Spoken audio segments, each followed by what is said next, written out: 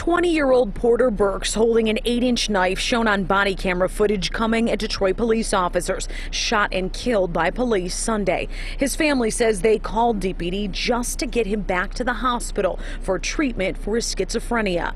There definitely need to be something in place for the people with mental illness. It's not enough. There's nowhere for treatment out here. There's nowhere to go. The police need to be trained. That needs to start there. Their family now suing the department for his death, hiring high-profile attorney Jeffrey Feiger.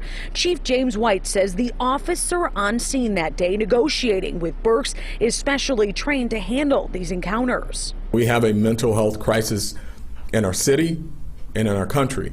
And we really need to help the police and address it, because it can't be just the police. Porter Burke's family says they've been trying for 3 years to get him some help. It's been a lot of hospital stays, short ones. It got us asking, what do you do if your loved one is mentally ill?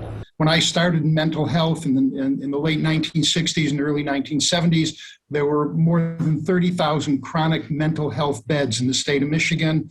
Now there are probably a few hundred. Just 3 long-stay psychiatric facilities are left in Michigan, shown on this map. The nearest to us here in Westland.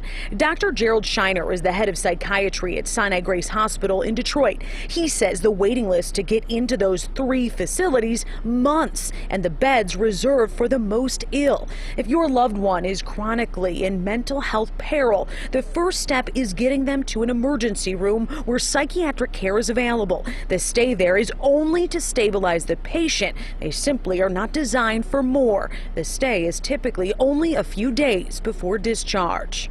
Know what the next step is. If there's a referral from the hospital to another clinic, make sure that the appointment is made.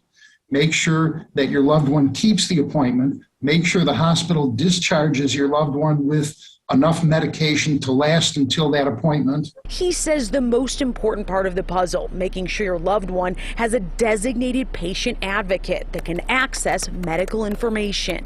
It's important when your loved one goes into the hospital to get a release of information signed so that you can talk to the doctor and the doctor talks to you. Shiner says the real key is securing funding to go back to the old model of long-term facilities instead of interrupted short hospital stays. Jessica Dupnack, Fox 2 News.